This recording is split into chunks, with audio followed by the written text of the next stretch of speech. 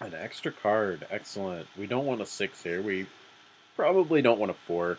The only time I would really want to keep this in the opening hand is if we already had Tunnel Trog and maybe also Totem Golem. So we'll put those back. And I think the egg is a little bit speculative to keep in the opening hand because we don't have anything that we're going to pump it with. Like, we really need to trade this off to make it good, and we just might not be able to if we keep it. So we'll just keep the 2-drop. We pretty much can always have a Zap-O-Matic on turn 2 if we want it. This is a nice curve. We'll just go 1, 2, 3, 4 here, and maybe overload at some point. Our Trog is even pretty good against that guy. This probably keeps him from coming out of stealth here unless he has, I don't know, something else that he wants to use against the Trog.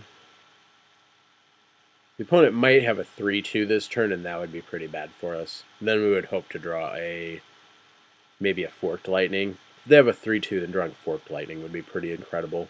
We'd get to hit for 3 and deal with their board. But if they have a 3... Yeah, there's a 3-2, and if we don't draw an Overload or something... Oh, well, that's nice. If we hadn't drawn an Overload that turn, then we'd be in trouble because, like, the Trog just doesn't match up against this. But we actually drew an Overload card that just kills that, so that's pretty cool. So we'll kill it, and then we have the option of playing the Zap-O-Matic and trading it for his 1-drop. We'd have to use the coin up for that. It does get us a trade with the 1-drop for sure, but we can... We could also coin and use the hero power. That might slow the opponent down a little bit.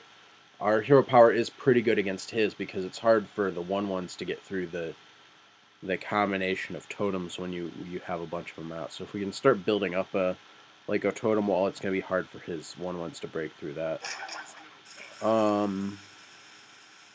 Since we don't really have anything to back this up with, like if we had a couple of 2 toughness cards to put out, I'd be more inclined to play this. But if we coin it out, we're just going to lose it to this thing. Although we do want to make a play this turn. So let's power. It's kind of weak, but we might get something good. Yeah, that's not a very good one, but he probably won't use up his Worgen killing it. I guess he won't use it up, but he probably won't. If he didn't expose the Worgen last turn, he probably won't want to expose it this turn unless he's removing the 2/3 somehow. Which it looks like he is.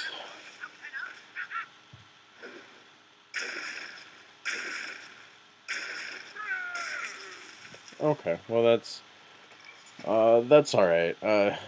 Here unfortunately we're overloaded now, so our Frost Shock on this guy looks kind of bad.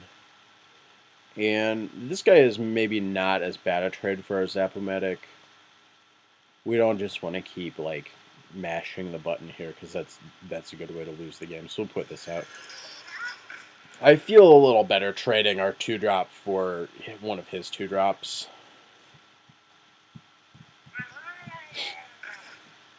Even if it's a little bit smaller one. At least we're not like losing mana on it.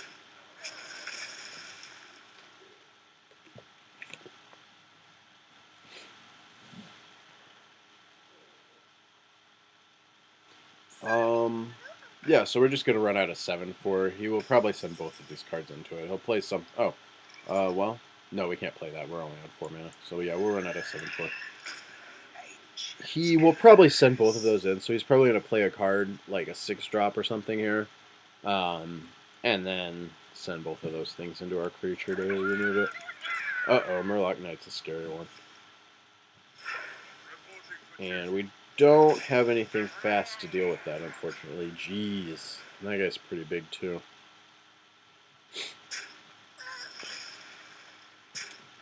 Looks like we're in a little bit of trouble here. Our Kodo's looking pretty bad, too. Ugh. This is awful.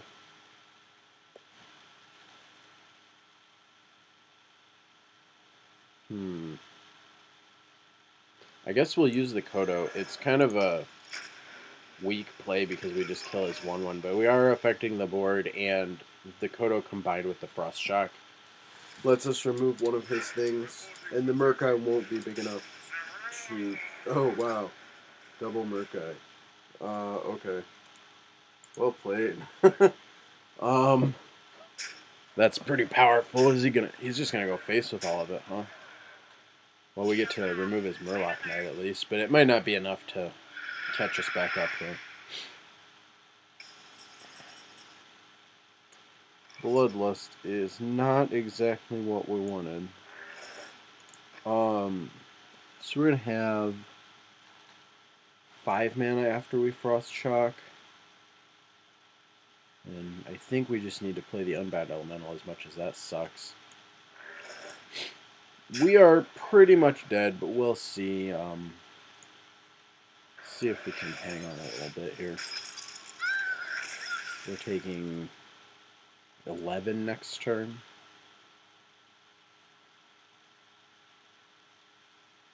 So we can have a Totem and a Zombie Chow, or we can have an Unbound Elemental. I think the Unbound Elemental is a little bit better to have.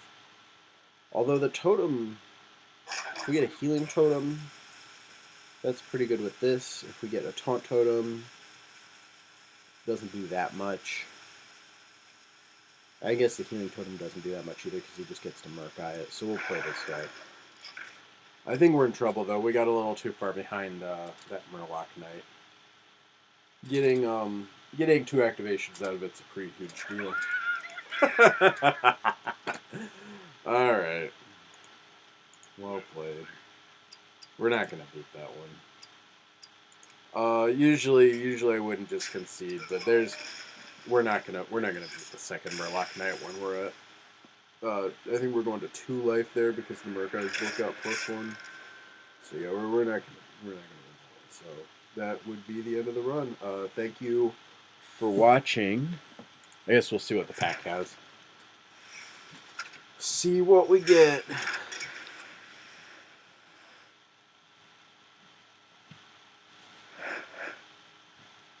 We get 3 presents.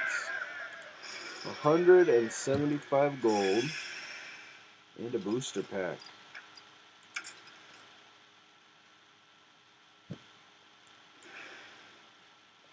What's in the pack?